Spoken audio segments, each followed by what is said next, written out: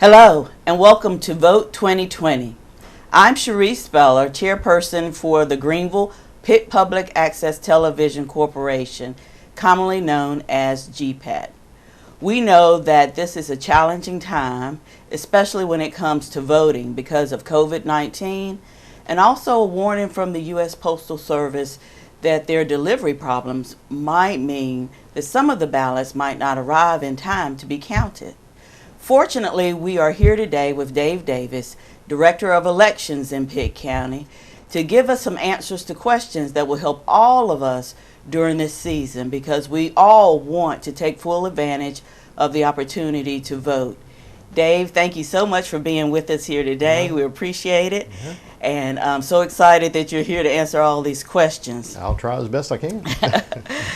I want to start with and I have my list of questions here. I want to start with the process of mail-in voting, which is getting a lot of attention right now because of the virus. So let's just start with you explaining how do voters request and receive ballots, and then what happens when the ballot is received at the Board of Elections. Okay. Right now, the only process is the absentee request form. So a voter will fill that out, or a near relative can fill it out. So if you have someone who's away from home, someone who maybe has a disability and needs some help, as long as they're a near relative, you can fill out the form for them. And this year, you can send it to us various ways. You can send it through the mail, or if you have the capability, you can scan it or even take a picture of it and email it to us. We also have where we can receive it by fax, and of course people can drop it off in person at our office. And beginning no later than September 1st, they're thinking that they may go live prior to then, but right now we know definitely September 1st. The State Board of Elections is going to have a portal, I guess you would call it, on their webpage, where you can go online and request your absentee ballot that way. Wow. And that way it'll get deposited directly into our system, won't have to worry with any paper or any of that. And what happens after that, after we get the request, we scan in all of those into our system, so we have a digital image of it to work with. We link it to the voter, and it essentially kind of sits there and waits until September 4th. That's when we start mailing out absentee ballots. And then right now we're looking at thousands that we're going to be sending out on September 4th. So hopefully we'll get them all out on the 4th. If not, it'll be over that weekend. So that first full week of September is when voters who have already requested should be getting it in the mail. That's awesome. So what is the deadline for the ballot to be postmarked to get back to you to make sure that it's counted? Okay. For the absentee ballots, they need to be postmarked by the election date, so by November 3rd. And then we need to receive it by November 6th, that following Friday. So that's where it's going to depend on the postal system. If it's postmarked that Tuesday, we've got to have it in our mailbox or in our office by the 6th. And those are what we call supplemental absentees. So of course you're not going to see those election night. But election night, we always try to help voters remember that those are unofficial results. Right. Because over the next 10 days we're doing an audit. We're going to be counting supplemental absentees, provisionals that were cast on election day. And then on November 13th, that's a Friday, is when we have canvass where everything's made official. We'll open those absentees, scan them in, and add them to the election night results, just like with the provisionals. So absentees aren't opened or counted until after the actual election day? Well, the supplemental ones. Okay. Now, for the ones that will be coming in prior to that, like that first batch of thousands we send out and they come back, our board, 5-member board, will actually begin meeting September 29th, the 5th Tuesday before the election. And each Tuesday they'll meet, and the absentees that we've received, they're going to look and make sure that the voter has signed the envelope and that a witness has signed and provided their address on the outside of the envelope. As long as those two things are there, then we'll open the envelope and feed the ballot into a machine. Now what happens after that is when we finish each meeting, we just turn the machine off. So we don't know any results until Election Day. And what we do that at every meeting. There's actually going to be 6 meetings prior to Election Day where we're going to have all this done. And then on Election Day at 5 o'clock, our board meets and they give the order, close the polls, and we'll actually press the button to close the polls on the absentee and one-stop machines. So for 2.5 hours, the board and the couple staff members that are there, we know the results, but it's a felony if we tell anybody. Right. So you're just kind of sitting on it. Keeping them quiet. But at 7:30, that's what enables us to press the button to make it live. We already have the results, so we just make it live.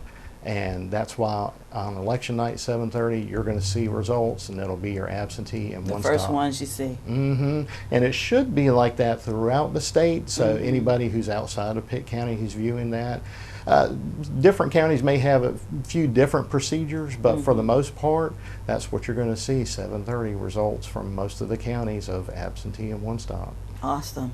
Now, when you think about absentee, usually it's for people who aren't going to be in place, you know, in their election area on election day. But with COVID, some people just don't want to go out to the polling places. So how does that work for people who just, you know, want to stay home and fill it out and send it in? They just would do the request just like everyone else. Actually, majority of our requests on the section 2 of the form where you record your address as to where you want the ballot sent, it's the same address as their residence address. So a lot of voters are taking advantage of that. And it's not just for this election, every election, it's a no excuse absentee ballot. So anybody can request an absentee. They don't have to be out of town or sick or what have you. Just fill out the form and we'll send it to them. And that's where it makes it different from where if you watch the national news, you'll hear mail-in voting and absentee voting. In North Carolina, it's the same thing. There are some states that do mail-in absentee to every voter. North Carolina, we don't. We're actually not allowed to by law. We have to receive that request first to send out an absentee. So everybody who gets an absentee is someone who has completed that request form. And anybody can do that. Okay, so I've seen a lot of discussion on social media platforms about how many stamps are needed to mail in those ballots. So how many stamps are needed to mail in the ballots? It's 55 cents. It's one forever stamp. Okay. So just one stamp. Just one forever stamp. Everybody listen, one good stamp, one forever stamp will do it. But ballots also can be dropped off, right? Exactly. And I imagine we're going to see a lot of that. We get asked that question a lot every day. And what I would recommend, there are 2 options as far as turning it in person. You can turn it in at our office, again, either the voter or the voter's near relative are the only ones that can turn it in person. Or you can turn it in at a one-stop site. So from October 15th through the 31st, we'll have 7 one-stop sites set up, and voters can go there and turn in their absentee ballot. But if they go to a one-stop site, they have to wait in line along with everybody else. Whereas if they come to our office, they walk in, fill out the absentee log, and leave. And that's the reason they have to wait in line at the one-stop sites is every ballot that's returned in person, we have a log that has to be recorded as far as who has returned it, their relationship to the voter, all that information. Should only take just a minute to fill that out, but that's the reason at one stop they would have to wait in line to get inside to get to that log to fill it out versus walking in our door. We'll have actually on little slips of paper because the normal log has 3 spaces on a sheet of paper. Well, to try and prevent so many people from handling that same sheet, we've expanded that to where it's just all on one slip of paper so we can give it to the person and not worry about any contamination from one person to another. Very good. So we know we've had a lot more mail-in ballots. How has the office been able to make up for all that extra work compared to previous years? And what are those numbers? Right now, we're a little over 13 times what we saw at this same point in time in 2016. We had a little over 300 around now in 2016, and as of a few days ago, we have over 4,000. And the thing is, that doesn't include our military or overseas who are in the system, because they just kind of float there until we get our ballot styles, in place. And once we press the button for that, then all those automatically populate. So there's several hundred in addition to that 4,000 that are sitting there waiting to go. Yeah. And really what we're having to do in the office what really takes up the most amount of time is the opening the envelopes and getting the forms out and flattening them. It actually, each Monday or Tuesday, we get about a little around 1,000 absentee requests, and it takes us about half a day to just get them open, because a lot of them we get calls about these mass mailings and such. A lot of folks think they're coming from us, but they're not. Right. And one of them, they have a very small envelope. So the voters are having to, it's almost like origami, it's folded so small just to get it inside the envelope. So that's what takes extra time, is trying to get it open without tearing the request form and then getting it out and flattening it out. That's a good point to make, that you are not sending anything to voters, that because I know we've received a couple at our house with the forms for requesting absentee ballots and that sort of thing, but it's not coming from the Board of Elections. That's correct. Different groups are out there trying to promote vote, which is good, but just so that people understand that it's not coming from the County Board of Elections. It looks like it might, because the return envelope has our name and address on it, but if you look on the envelope that you receive, the return usually will tell you where it's coming from. The state board and county boards of elections, we aren't doing mass mailings. We will send you a request form if you ask us. We send those out every day. People will call because they don't have internet or don't have a printer. Right. We'll gladly send them a request form. So if you get one in the mail, it's not from us. We've gotten some ugly calls about it, wanting to know, because unfortunately, with those mass mailings too, we don't know where they get their data from. Right. Because we've gotten calls where someone has received one for their spouse who passed away a few years ago. We don't have them in our system. We removed them because they passed away. Right. So we don't know where these groups are getting their data from. Probably some mailing system, just like any other vendor. So that's the other thing too, is it's not our data. We don't know where they get the data from. Right. Okay. Anything else about mail-in voting you want to talk about before we move on to early voting? One thing we get asked about probably the most because of COVID and worries as far as the mail and time are drop boxes. It's like, why don't you have drop boxes, or can you put ones at polling places here and there? Unfortunately, North Carolina law doesn't allow for us to have drop boxes because the law, we have to follow. With elections law, it's one of those things where it doesn't necessarily tell you what you can't do. It just tells you what you can do, and you can't do anything outside of that. Right. So the law tells us that an absentee ballot can only be returned by mail, which could be FedEx or some kind of delivery service like that, or in person, and then if it's in person, it has to be the voter or the near relative. And if you have drop boxes, you don't know who's dropping it in, and it's not part of the mail system, so we can't do that. Actually, on September 4th, we have a drop slot in our front door at our office. We're going to have to seal that slot so that no one can deposit anything. Right. Yeah, so it's unfortunate, but the law doesn't allow for it. And there is a measure of protection there that you can understand, even though not the most convenient situation. So for mail-in voting, you're already a registered voter. But for early voting, you can register and vote at the same time. Yes. So what information do you need to take to the polls if you want to actually register and vote and during early voting? If I remember correctly, our registration deadline is going to be October 9th. So people who want to go ahead and get ahead of the game can go ahead and get their registration in prior to then. If they have address updates, they can do that. If they don't make that deadline, they can go to any of our 7 early voting sites or one-stop sites. where they can register and vote. And what they need is something official with their current name and address. Now, that could be a driver's license, utility bill, bank statement. We have a list that, and it's a huge list of things that you could show. And it does need to have your current address that you're wanting to register with. We see with ECU students here a lot that they'll have their driver's license, but it's a Raleigh address. Right. Yes, their driver's license is current, but it's not the address where they are right now. So that's where it's important. They'll show that, and they'll get registered, get their ballot, and vote just like everyone else. But that ends at 3 o'clock, October 31st. So that's easy to remember this year. Halloween. That's right. Halloween, 3 o'clock, that ends, because on Election Day, only those who are registered already will be able to get their ballot and vote without any issues.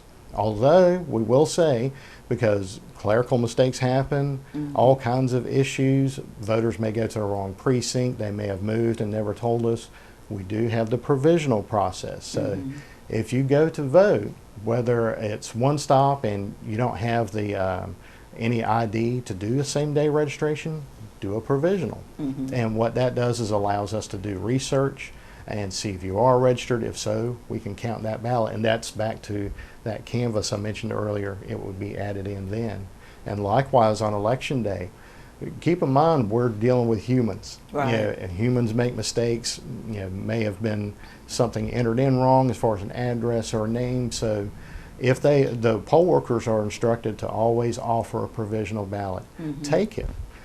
Because that way we can count your ballot when we get that corrected, or if we find that you're not registered at all, the beauty of it is it gets you registered, so the next election you won't have that issue. So that right there, you're registered with the provisional. Yes, and it also helps us too as far as making sure our data is correct. And one thing we hear a lot with the DMV is, well, I registered when I got my license. Unfortunately, several of those never make it to us. Okay. And we actually, during that 10-day process, we're in contact with the DMV. You know, each of those individuals that say that, we're following up, basically investigating, following up on that.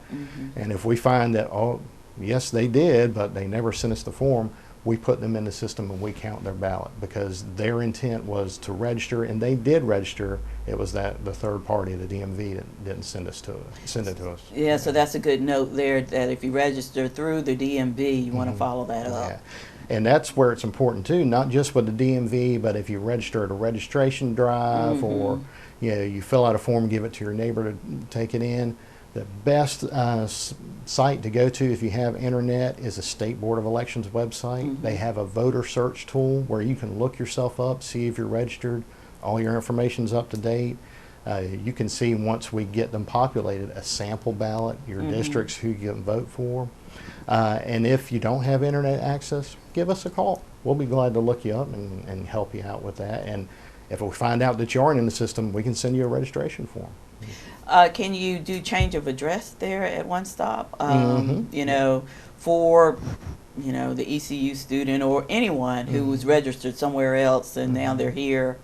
That works there too. Now, if they're registered in another county, they would need to have that ID with their current name and address to get registered in Pitt. If you're already registered in Pitt but you just moved, you don't have to show anything. You just give the worker, this is my new address.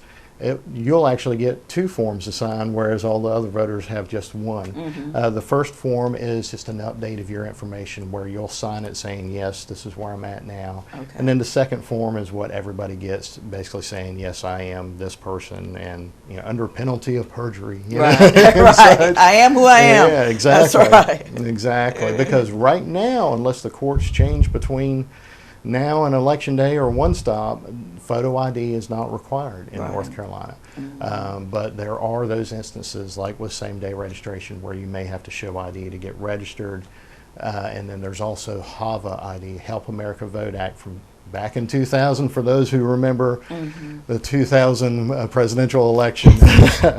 Created some issues there that the government tried to enact some laws, and Help America Vote Act was one of them.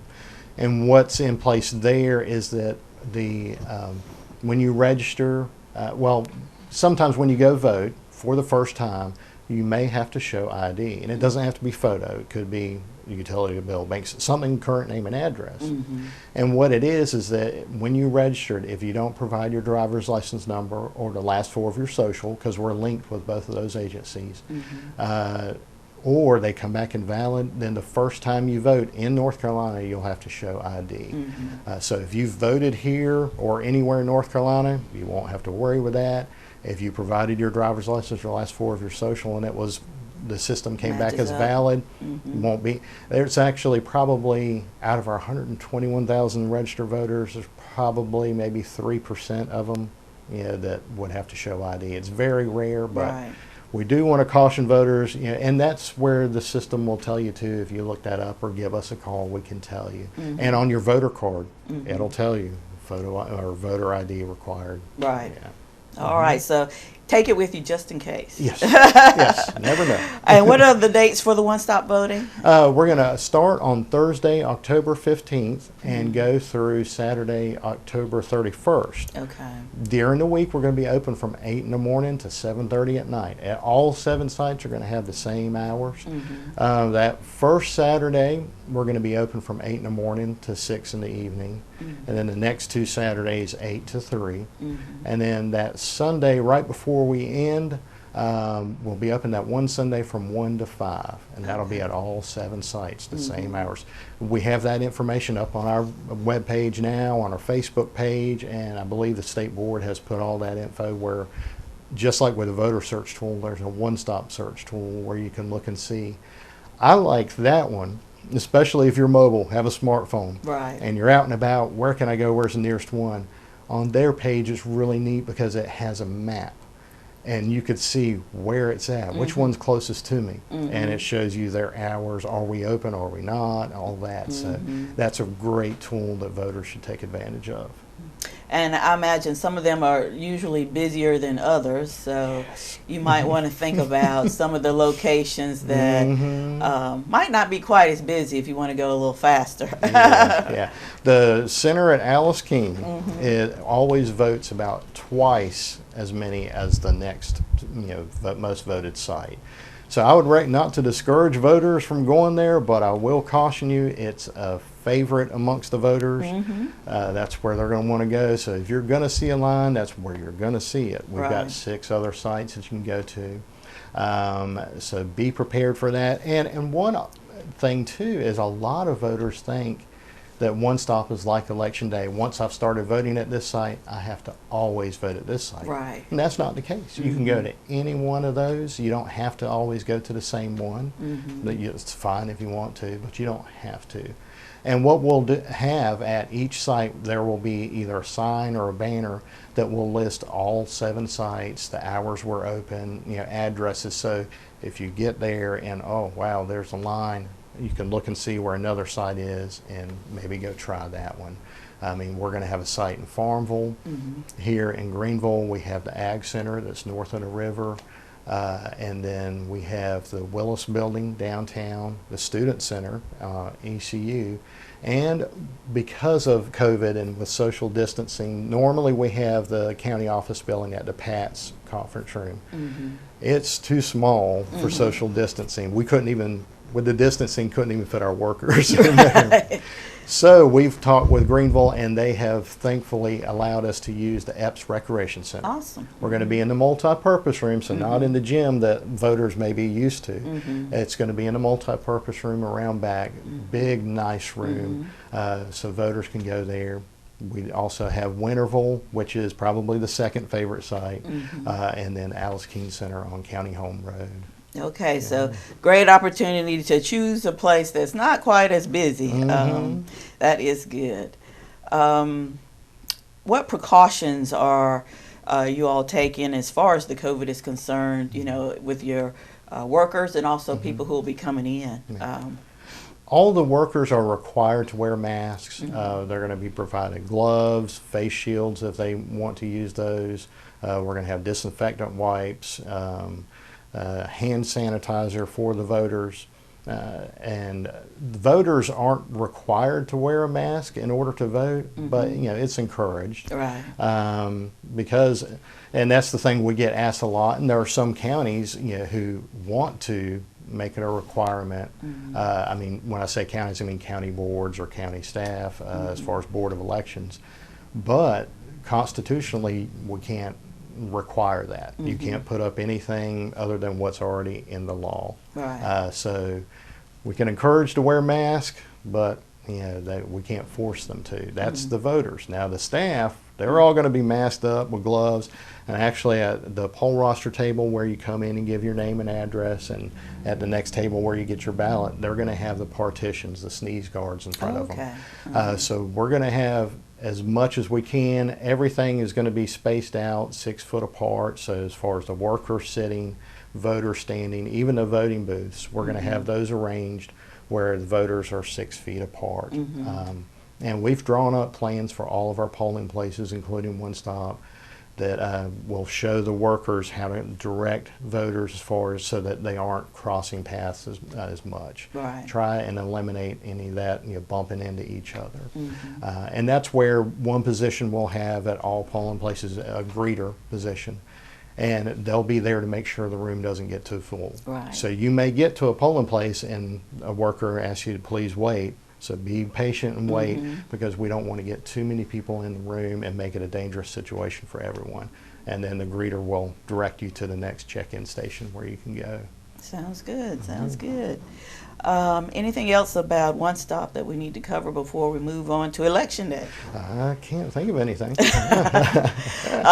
Election Day. So what day is Election Day? Tuesday, November 3rd. It's always the Tuesday following the first Monday in November. And we'll have, this election will have actually 42 polling places open. Normally it would be 41. We have 40 precincts, but one of those for any residents that may be viewing it, or anybody in the Greenville 8B precinct who normally vote at Cypress Glen. Cypress Glen being a retirement facility, it's locked down. So outside voters wouldn't be able to go in, and the Cypress Glen residents, if they go out, they have to self-quarantine for 14 days. So we've worked it out with Cypress Glen and St. Peter's Church that the Cypress Glen residents will vote like they normally do there, and all the other voters from that precinct will vote at St. Peter's. So that way, trying to help the residents there at Cypress Glen, and also help the voters that basically it's right around the corner, so it's not a relocation is not far away. They're going to be sent a letter detailing all of that. So that's where that'll give us 14 polling places this election, and they're all going to open at 6:30 in the morning, and they'll close at 7:30 that night. So you've got a 13-hour day there to go and vote. I will tell you, busiest times at all the polling places are right around 5 o'clock and through probably 7 o'clock, because as a lot of folks are getting off work, they're stopping by before they go home. So about mid-morning, mid-afternoon, those are the sweet spots to go, where you probably will walk right in and walk right out. Well, I have several friends that believe that if you vote on Election Day. You know, none of this mail-in stuff or One Stop. It's Election Day. So where do people go where they discover where their polling spots are if they're not sure? How can they find out? They can always call our office. They can go to the state board website, ncsbe.gov, and do that search of. They even have a search where if you don't want to type your name in, it doesn't record anything, but sometimes folks are leery of things like that. It has a polling place search where you could just type in your address, and it'll tell you what polling place would be for that. Now the catch is if you've moved, you might go to the wrong precinct, because we still have you registered at the old this address. one. So that's where it's probably better to do the search by name. And also for voters who still have their voter card, it tells you on there where your polling place is. Now with that voter card, voters need to keep in mind all the redistricting we've had going on over the past few years. And it's just where it's been going through the courts back and forth. So Pitt County now is divided or has been divided by the 1st and 3rd congressional district, but most of Pitt County now is the 1st congressional district, and just kind of the small south and then southern and southwestern part of the county is in the 3rd district, and that's where it's up-to-date information on the state board webpage.